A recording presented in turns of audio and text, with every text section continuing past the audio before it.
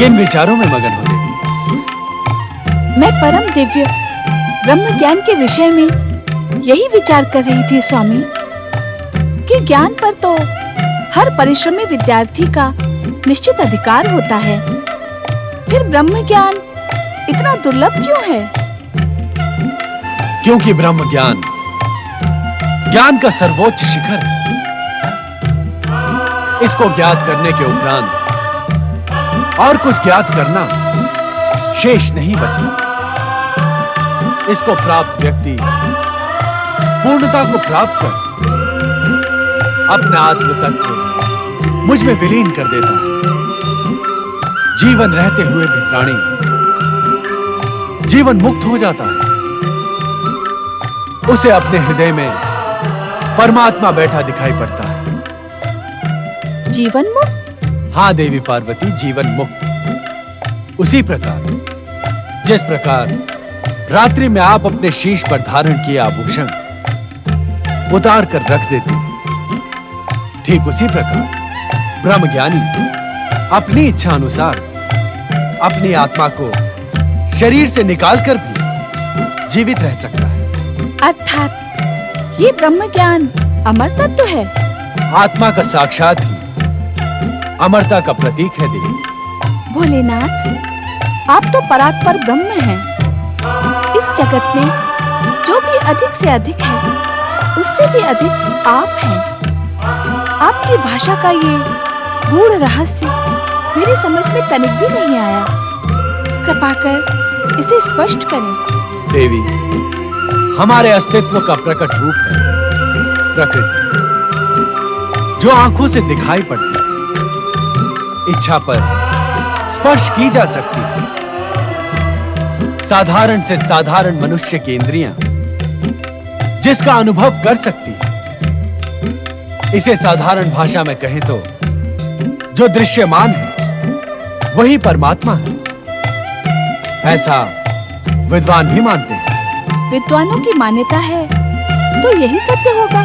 नहीं देवी, यह उतना ही सत्य है जितना आप एक सुंदर माटी की मूर्ति लो, उसके अलौकिक रूप के दर्शन करो, उसका स्पर्श करो और उसकी आत्मा की खोज में उस मूर्ति को तोड़ दो, तो अंदर आपको क्या मिलेगा? माटी का ढेर। यही सत्य है। प्रकृति रूपी माटी के ढेर को परमात्मा ने अपनी कल्पना से सुंदर बना दिया, किंतु परमात्मा की कल्पना परमात्मा तो नहीं हो सकती। तो परमात्मा क्या है स्वामी? प्रत्येक शरीर के भीतर जो आत्मा है वो परमात्मा का ही अंश है। इसीलिए आत्मा का साक्षात अर्थात परमात्मा से मिलन, इस मिलन के उपरांत अन्य कोई इच्छा शेष नहीं रह जाती। जीवात्मा इस मिलन के उपरांत अमरता को प्राप्त होती है। ब्रह्म ज्ञान का यही संदेश है देवी। स्वामी, एक साधारण मनुष्य अपनी आत्मा से साक्षात कैसे कर सकता है? उपासना के द्वारा। उपासना के द्वारा? हाँ देवी, उपासना का शाब्दिक अर्थ है निकट बैठना। उप आसन अर्थात अपने आत्मा के निकट बैठना, अपने आप को पहचानना। वेदों की भी यही मान्यता है देवी कि अपने आप को पहचानने वाला ही पूर्ण ज्ञानी है। किंतु स्वामी, प्रत्येक जीव सदैव उपासना करता रहता है। हाँ देवी, जीवन के एक क्षण भी उपासना से बचा नहीं जा सकता।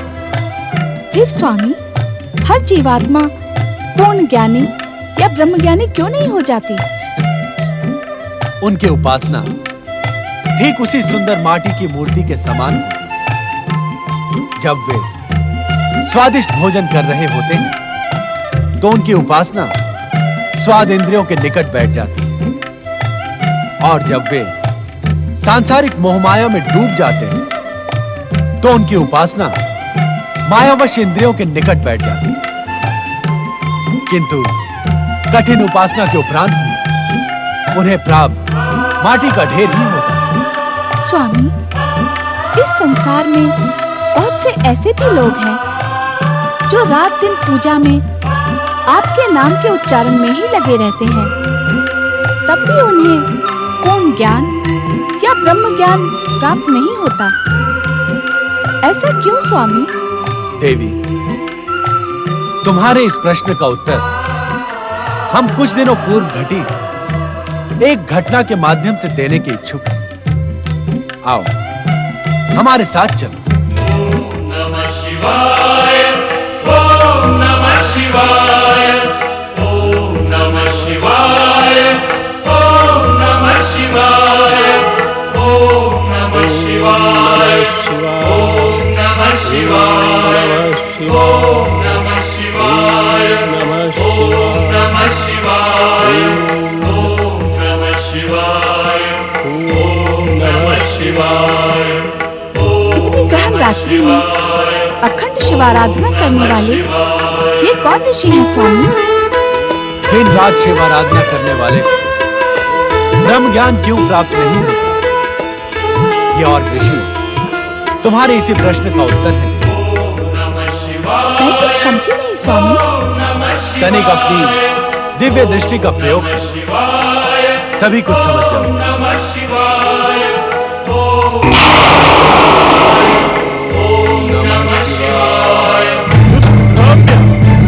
तपस्या के बहाने अपने गुरु का अपमान करना ही तेरा ध्येय है।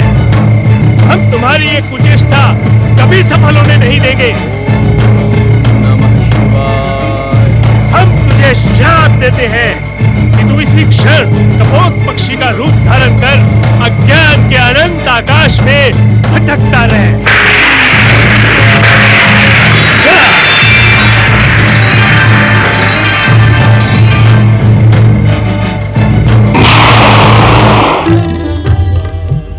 आश्चर्य है स्वामी, अखंड शिवाराधना कर ब्रह्म ज्ञान पाने के इच्छुक ध्रौम्य की दुर्गति करने वाला और वो भी परम शिव भक्त है। यही कारण है कि हमारा कर्तव्य हमसे कहता है कि ध्रौम्य की दुर्गति का जितना दोषी और है उतने ही हम भी। नहीं नहीं स्वामी, यदि स्वयं शिव अपने आप को दोषी कहने लगे तो संसार में भला निर्दोष कौन रहेगा? आप सभी दोषों से परे हैं स्वामी। अब कभी ऐसे वचन न कहें। सत्य को स्वीकार करना है, अहंकार को ठेस पहुंचाना है देवी। स्वामी, अब तो तुम्हें तुम्हारे प्रश्न का उत्तर मिल गया कि शिव आराधना करते रहने एवं हमारा नाम जपते रहने से ब्रह्म ज्ञान प्राप्त होने वाला नहीं, अपितु इसके लिए स्वयं अपने आप को पहचानना हो, अपनी आत्मा द्वारा बताए मार्ग पर चलकर अपने सद्गुणों का विकास करना होगा, अपने स्वार्थ को त्याग कर लोकहित एवं लोक कल्याण के लिए प्रयत्नशील रहना। समझ गई स्वामी। मन एवं आत्मा के द्वंद्व में आत्मा के बताए मार्ग पर ही चलना होगा। हाँ देवी, मन चंचल एवं इंद्रियों के वशीभूत होता है। वो जीवात्मा को पाप की ओर ले जाता है, परंतु परमात्मा का अंश होने के कारण आत्मा का बताया मार्ग सदैव जीवात्मा को सद्मार्ग पर चलाकर परम ब्रह्म ज्ञान का साक्षात करवा देता है।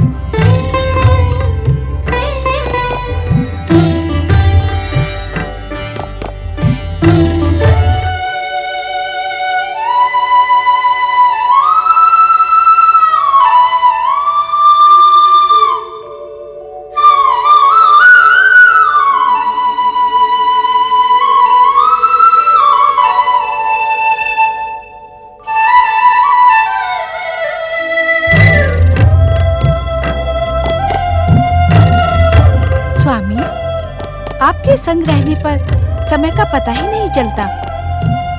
गगन विहार करते करते पूरी रात्रि बीत गई। देवी पार्वती, पूर्व दिशा से उगने वाला आज का सूर्य आपके लिए ब्रह्म ज्ञान का महान संदेश लेकर आया है। तो क्या ब्रह्म ज्ञान मुझे आज ही मिलेगा? हाँ देवी, हमने निश्चय किया है कि इन्हीं हिममणित पर्वत श्रेणियों के एक हिम पाषाण कंदरा में हम तुम्हें वो ब्रह्म ज्ञान प्रदान करेंगे जिसे पाने की आकांक्षा में विगत कई दिनों से तुम्हारे हृदय में द्वंद्व चल रहा है।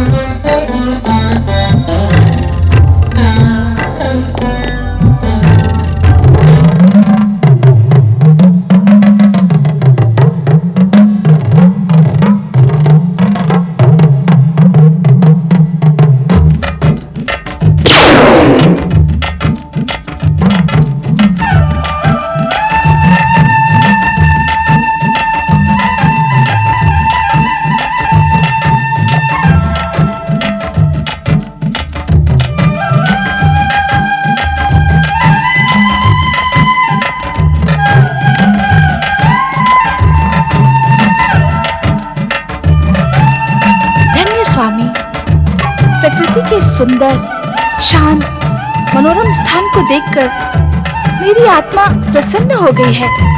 देवी पार्वती, ब्रह्म ज्ञान प्राप्त करने के उद्देश्य से तुम जिस गुफा में खड़ी हो, वो प्रकृति के गूढ़तम रहस्य से भी अधिक गूढ़ और रहस्यमयी है।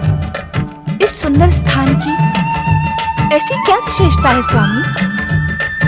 इस स्थान का रहस्य आज से पूर्व किसी के सामने उल्लेखित नहीं किया गया है। हमारे अतिरिक्त इस समस्त संसार में सर्वप्रथम तुम इस स्थान में उपस्थित होकर यहां का रहस्य ज्ञात कर रही हो। उस रहस्य को ज्ञात करने के लिए मैं उद्विग्न हो रही हूँ स्वामी। तुम्हारी उद्विग्नता स्वाभाविक है पार्वती।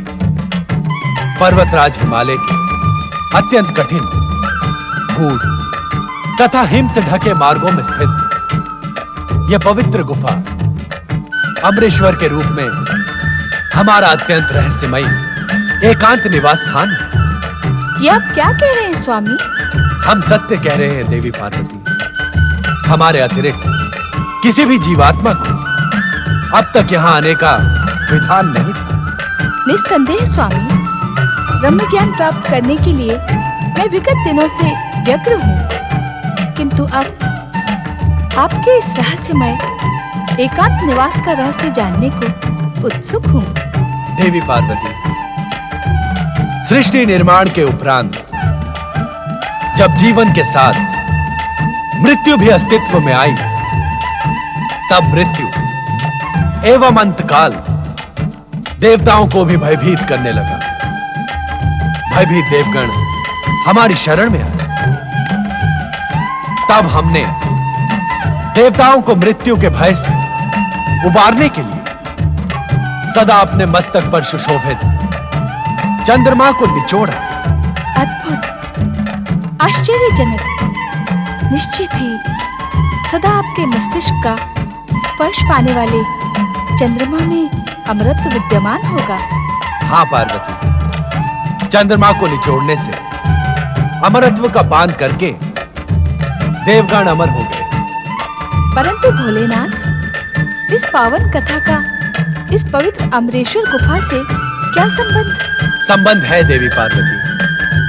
उस अमरत्व की कुछ बूंदें पृथ्वी के इसी क्षेत्र में गिरी। उन्हीं से अमरेश्वर की अमर गंगा अथवा अमरावती नदी बह निकली। अर्थात पतित पावनी अमरावती का प्रारंभ इसी स्थान से होता है। हाँ देवी, चंद्रमा को निचोड़ने से गिरी अमरत्व की बूंदों ने इस गुफा में पहुंच सकने वाले व्यक्ति की अमरता सुनिश्चित कर दी। अर्थात इस गुफा तक पहुंचने वाला व्यक्ति अमरता को प्राप्त कर लेगा। निश्चित, यहाँ की वायु, यहाँ के वातावरण में अमरत्व विद्यमान है, जो किसी भी जीवात्मा को जीवन मृत्यु से मुक्ति प्रदान कर अमर बना सकता है। तब तो मानव कल्याण के लिए ये महान स्थान है, क्योंकि मानव सदैव अमरता प्राप्ति का प्रयास करता है। एक निवेदन करूं स्वामी? अवश्य। यदि आपकी इच्छा हो तो इस स्थान का मार्ग हर प्राणी के लिए सुलभ कर दें। नहीं देवी पार्वती, उससे सृष्टि की व्यवस्था छिन्न भिन्न हो जाएगी। ऐसा क्यों स्वामी? यदि कोई दुष्ट कुपात्र इस स्थान तक पहुंचने में सफल हो गया तो वो इस स्थान के प्रभाव से प्राप्त अमरता का दुरुपयोग नहीं करेगा। क्या हमारे वरदान का दुरुपयोग करने वाले भस्मासुर की कथा तुम भूल गई देवी? कदापि नहीं भूली स्वामी।